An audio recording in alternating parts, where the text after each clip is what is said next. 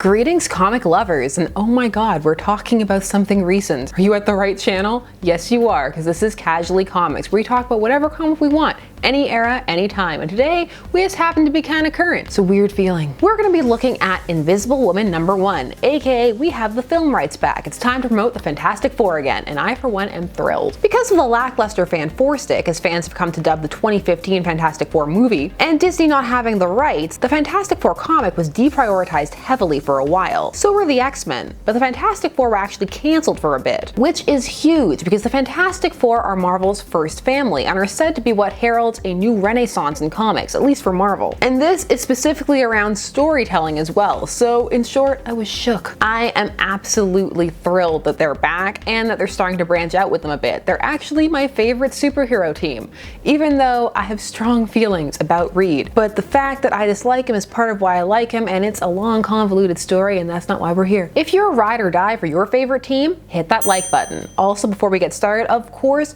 spoilers. 100% spoilers. Always. Invisible Woman #1 is by Mark Waid with art by Mattia De Iulis. Issue 1 of 5. Currently, things change. This comic deals in retcon territory, but not the worst kind, because it's plausible and adds to the character without ripping the fabric of the universe in half.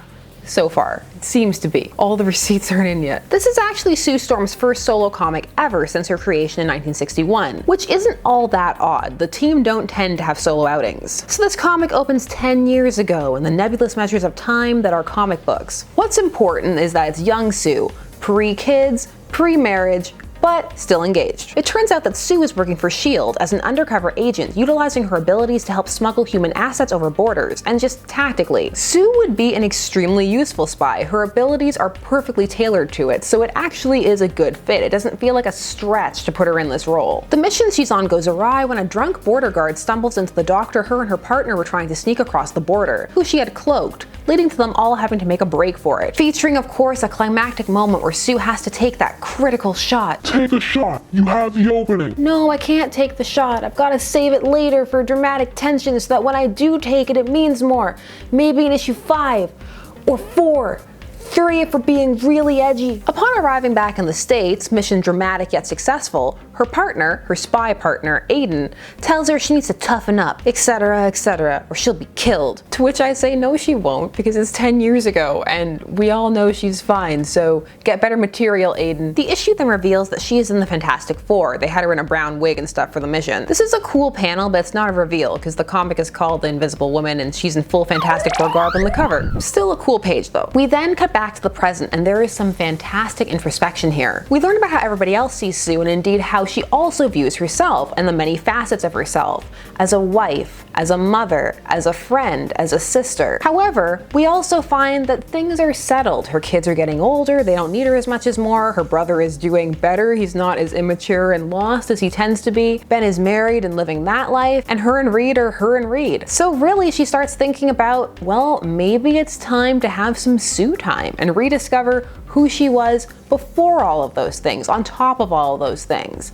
Add another piece back into the puzzle, as it were. It's a really good bit of character building that fits in with the Fantastic Four's mythos super well, as a core part of it was always the family and emotional character building. It's also something a lot of people can relate to, particularly women, but almost anyone can think of a time they wanted to get back to themselves as they were, well, pre-life. Side note, you will never catch me making a everybody can relate to this statement on this channel, because no, that's not true. There's always somebody who can't relate to something. We'll leave it open for people who don't relate. No group is a monolith. Okay. Pet peeve moment over. She gets called into the CIA headquarters because there was an incident involving her old partner. He's been captured across enemy lines and he was only able to sneak out one message, Stormy, which was the nickname he used to call her. They tell her not to get involved, that they just called her because they wanted some intel, which of course means she is 100% getting involved. She even steals documents to do it. Nick Fury helps her on her way. Also, this comic features both classic and modern Nick Fury. Even though classic Nick Fury also exists, okay, let me explain. This This newer version of Nick Fury was introduced so that there wouldn't be as much confusion for MCU movie fans coming into the Marvel Universe in the comics. So let's explain some of this for those of you who are new to Marvel Comics. The first Nick Fury from all the way back in 1968 was Caucasian. The African American, clearly modeled after Samuel L. Jackson even before they got permission Nick Fury, was from the Ultimate Verse. This was a separate universe established in 2000. It was an attempt to bring in new readership and launch another imprint of the Marvel Universe that wouldn't have all the convoluted backstories, and was also a place that people could play with these characters' backstories and give them a fresh start. This imprint ended in 2015, even though there are rumblings and rumors that they do plan to do something with it in the future. Of course, as one can imagine, it too got very convoluted and full of backstories, and also some of the decisions made there were odd. I will never forget the incestuous Quicksilver and Scarlet Witch relationship. That happened just cuz. The Nick Fury in this comic is not the version from the Ultimate Verse, despite looking almost exactly like him. No, he is the son of the first Nick Fury, and he first appeared in 2012, which, if we all remember, is the same year that the MCU's Avengers film came out. His name was initially Marcus Johnson, but through his travels and adventures, he found that his birth name was Nicholas J. Fury Jr., so he even has the same name for convenience sake. As I said, this is 100% an attempt to make the transition from the MCU to comics more seamless for new readers that they are always hoping will come and filter in from these movies. Some claim that it's for other reasons, but to that I say, sure, Jan. So with info from Fury, Sue is off to rescue her former partner. She doesn't tell Reed because, well, espionage, and also, well, let's be fair, he doesn't tell her everything either. Council of Reeds. Yeah, Reed joined a council that was formed of other versions of himself from alternate universes and didn't tell Sue, and then it almost ended up with the world ending. It was a thing. Sue flies over to the country where her partner is being held captive and takes out some thieves quite handily, only to be joined by Black Widow, ensuring an interesting team up in the next issue. I'll be honest, I enjoyed this one